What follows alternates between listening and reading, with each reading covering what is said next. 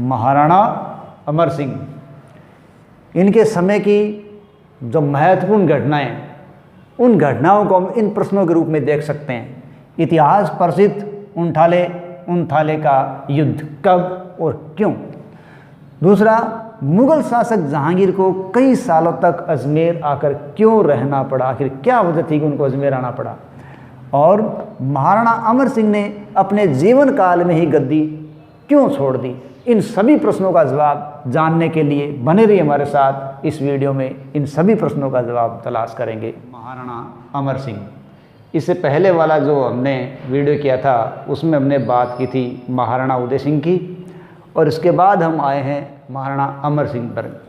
कारण है कि बीच में हमें करना चाहिए था महाराणा प्रताप, लेकिन महाराणा प्रताप के विषय में वीडियो पहले डाला जा चुका है, उसका लिंक है वो डिस्क्रिप्शन में मिल जाएगा, वहाँ देख सकते हो।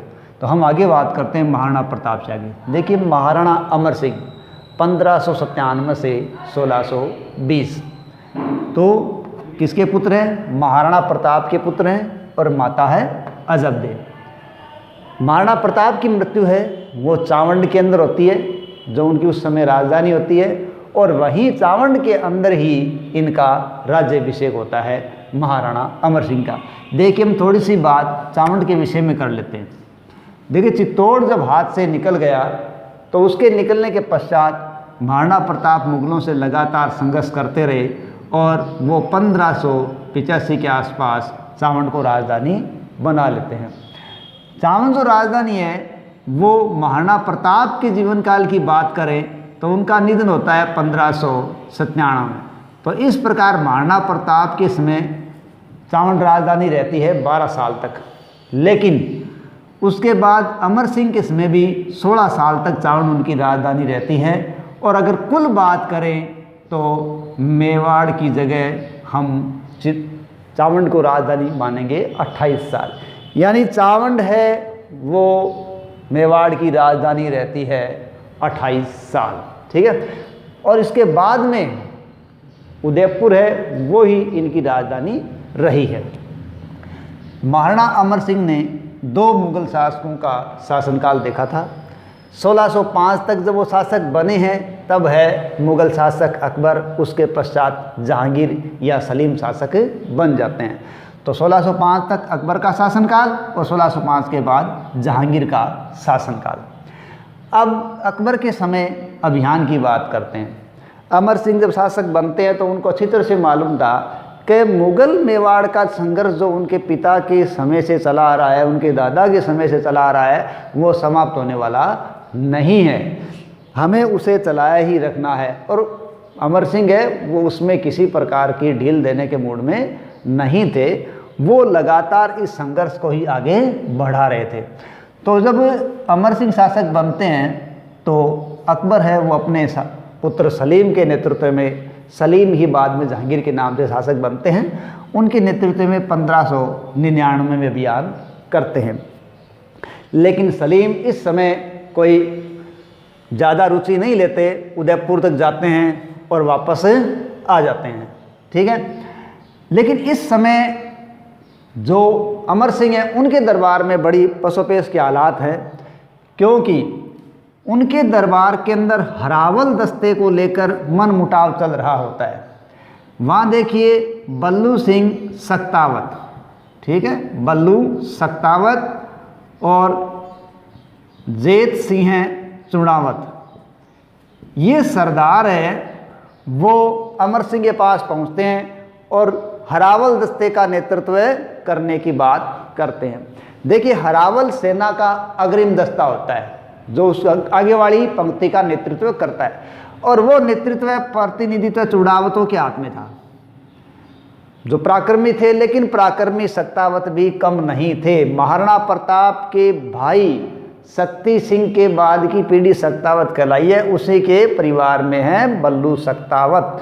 तो वो इस बात में मानते हैं कि हमें हरावल का मानना चाहिए, क्योंकि अब तक हरावल कौन है? चुड़ावत।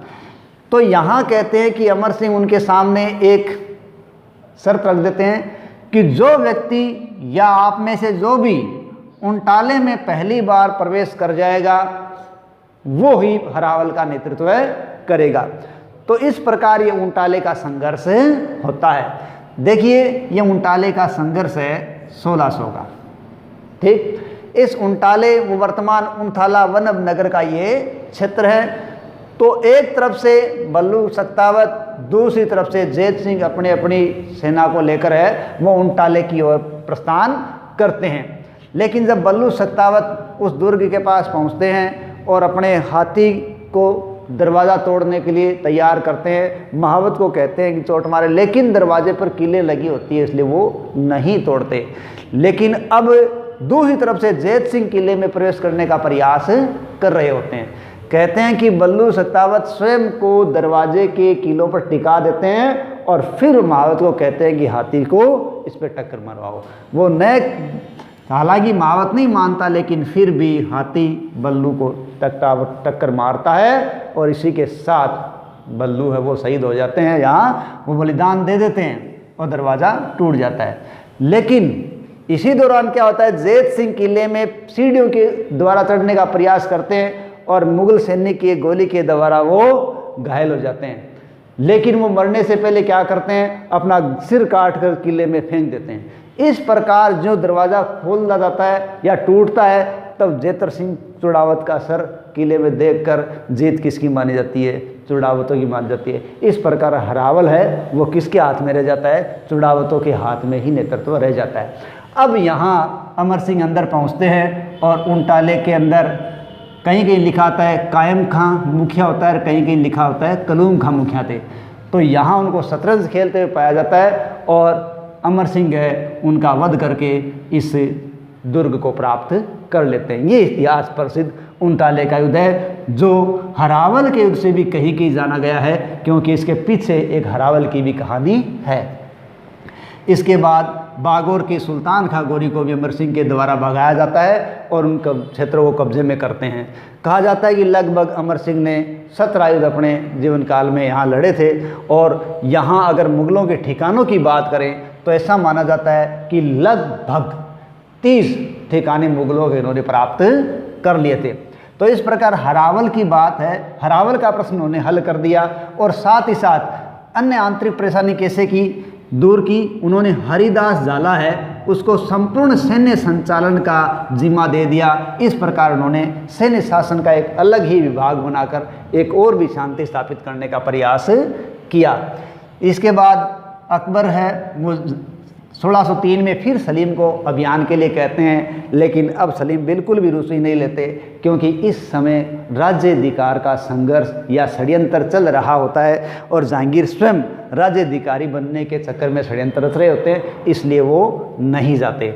1605 के अंदर जब किसकी मृत्यु हो जाती है, सलीम या जहांगीर की अकबर की मृत्यु हो जाती है, तो सलीम या जहांगीर शासक बन जाते हैं। अब जहांगीर शासक बनने के बाद वो पिता के ही नक्शे कदम पर चलते हैं और मेवाड़ के अभियान करते हैं।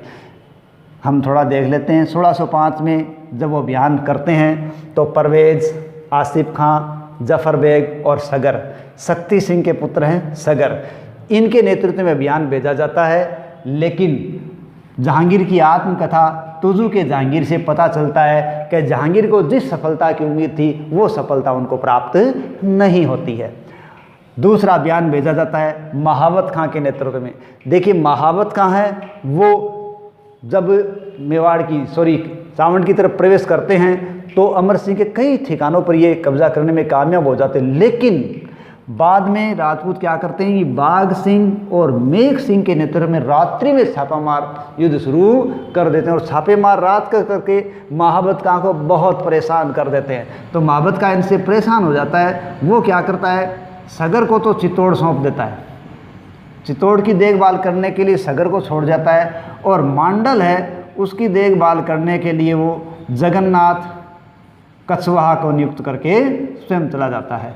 इस प्रकार जहांगीर का भेजा गया ये अभियान भी असफल हो जाता है। उसके बाद जहांगीर 1609 के अंदर अब्दुल्ला खां के नेतृत्व में अभियान करता है, वो भी असफल हो जाता है। 1612 के अंदर जहांगीर है वो पंजाब से राजा बसु को बुलाता है और फिर वो अभियान किया जाता है, लेकिन ये अभियान भी असफल हो जाता है।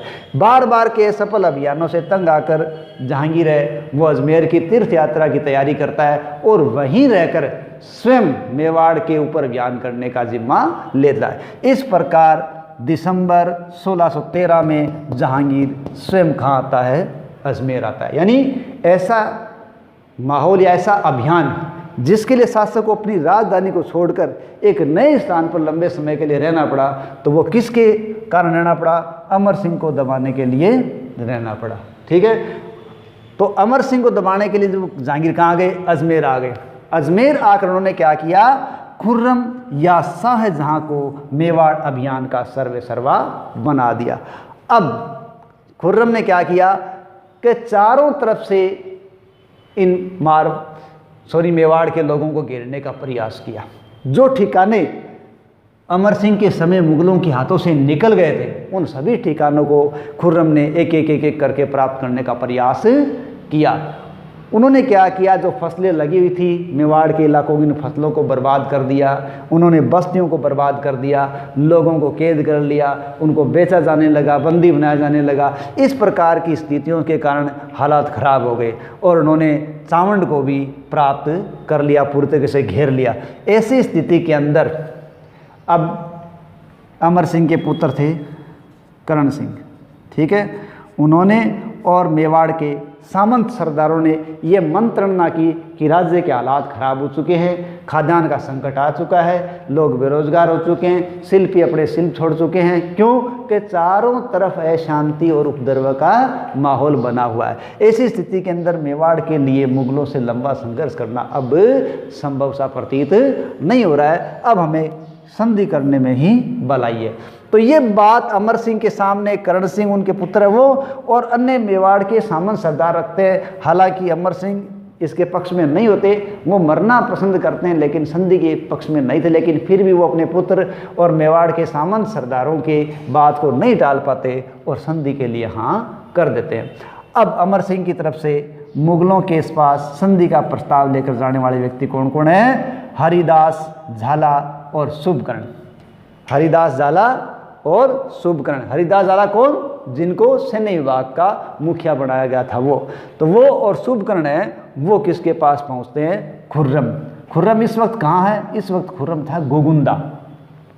खुर्रम के पास संधि की शर्तें पहुंचती है, तो वो क्या करता है, मुल्ला शकरुल्ला शिराजी को और सुंदरदास को गोगुंदा से कहाँ भेजता है, अजमेर। क्यों कि जहांगीर कहाँ है, अजमेर है, और शर्तें स्वीकार करने वाला कौन होगा, शासक जहांगीर होगा। इसलिए वो शकरुल्ला शिराजी और सुंदरदास को अजमेर भेज देता है। वहाँ अजमेर जहांगीर है, उन शर्तों को देखता है, उसमें थोड़े बहुत बदलाव के बाद मेवाड़ और मुगल के बीच संधि हो जाती है। ये संधि कब होती है, 5 फरवरी 1615 में। ये मेवाड़ मुगल की महत्वपूर्ण संधि है। इस संधि के साथ ही मेवाड़ और मुगलों के बीच शांति स्थापित हो जाती है। अब इस संधि में शर्तें क्या क्या थी, ठीक है। इस संधि की देखिए कई इतिहासकार आलोचना करते हैं, तो कुछ इसके पक्ष में भी बोलते हैं, लेकिन इस संधि में ऐसा कुछ नहीं था जिसमें हम ये कह सकें कि महाराणा अमर सिंह यहाँ गलत थे या उन्होंने कोई अपमानजनक संधि की। क्यों कि इस संधि की ऐसी शर्तों में कोई बात नहीं थी, इसलिए एक सम्मानजनक संधि कही जा सकती है, जिसके कारण मेवाड़ के अंदर एक शांति स्थापित हो गई और उसको विकसित या विकास करने का मौका मिल गया। इसमें क्या था कि स्वयं राणा है वो खुर्रम के पास जाएंगे, लेकिन मुगल दरबार के अंदर राणा को जाने की आवश्यकता नहीं होगी, उनके पुत्र ही उसके दरबार में जाएंगे। साथ ही साथ मेवाड़ को कोई भी वैवाहिक संबंध है स्थापित करने के लिए बाध्य नहीं किया जाएगा, ये इसकी शर्तें थी। चित्तौड़ है वो पुण्य मिल जाएगा राणा को, लेकिन राणा उसकी मरम्मत नहीं करवा पाएंगे, ठीक है। राणा 1000 घुड़सवारों को मुगल सेवा के लिए उद्धत रखेंगे, यानी जब आवश्यकता पड़ेगी उनको उपलब्ध करवानी पड़ेगी। राणा को अन्य राजपूत राज्यों की भांति या अन्य राज्यों की भांति मुगल दरबार की सेवा की श्रेणी में प्रवेश करना ही पड़ेगा, लेकिन उसको मुगल दरबार में उपस्थित होने की बाध्यता नहीं होगी। और साथ ही साथ ये शर्तें इस प्रकार की थी कि जो शर्तें हम सम्मानजनक मान सकते हैं। हालांकि फिर भी इन सब शर्तों से आहत थे कौन, अमर सिंह आहत थे। तो उन्होंने क्या किया, उन्होंने एकांतवास कर लिया, यानी ऐसे शासक जिन्होंने अपने जीवन काल के अंदर ही अपना राजकाज अपने पुत्र कर्ण सिंह को सौंप दिया और आहत होकर संधि की बात से आहत होकर वो 9 चौकीपाल राज संबंध में एकांतवास का जीवन बिताने लग गए और वहीं रहते हुए उनका निधन हो गया। इसलिए 26 जनवरी 1620 को जब इनका निधन हुआ, आहड़ में इनका स्मारक या छतरियाँ बनी हुई है। इन स्मारक या छतरियों को महासतिया के नाम से जाना जाता है। खास बात यहाँ थोड़ी सी और बता दूं मैं कि अक्सर अपने को इतिहास में पूछा जाता है कि सर टामसरो, ठीक है, तो सर टामसरो ने जहांगीर से कहाँ मुलाकात की। देखिए सर टामसरो है वो जहांगीर से मुलाकात करता है 10 जनवरी 1616 को, तो वो अजमेर में मुलाकात करता है। यहाँ 2 बातें ध्यान रखिएगा कि सर टामसरो का आगमन भारत में होता है 1615 में, ठीक है, और वो अजमेर में जहांगीर से मुलाकात करता है 10 जनवरी 1616 को, जो कि यहाँ मेवाड़ अभियान के लिए आए हुए थे, तो वो यहीं थे अभी तक, इसलिए वो मुलाकात यहाँ होती है। इतिहास का बहुत बड़ा पर्सन है ये। इसके अलावा जहाँ आहड़ में ये छतरियाँ बनी हुई है, वहाँ पहली छतरी महाराणा अमर सिंह की छतरी है, अन्य छतरियाँ बाद में बनी है, ठीक है। अब यहाँ एक बात करते हैं कि अमर सिंह के समय पंडित जीवाधर, कौन है, पंडित जीवाधर ने अमरकोश, जीवाधर ने, पंडित जीवाधर ने अमर सिंह के समय ही अमरकोश की रचना की थी। इस प्रकार ये चैप्टर है, इसके अंदर कुछ महत्वपूर्ण घटनाक्रम ने देखे। उनटाले का युद्ध, और एक ऐसा युद्ध जिसके कारण एक सम्राट को स्वयं अपनी जगह से हटकर दूसरी जगह आके रहना पड़ा, अजमेर रहना पड़ा। और तीसरी बात ये, जिसने संधि की बातों से आहत होकर अपने आप को एकांतवास में डाल दिया और वहीं अपने पुत्र को सत्ता छोड़कर वो अपने आप को अलग कर लिया, राजकाज को छोड़ दिया। ऐसे शासक के बारे में बातें की हैं। धन्यवाद।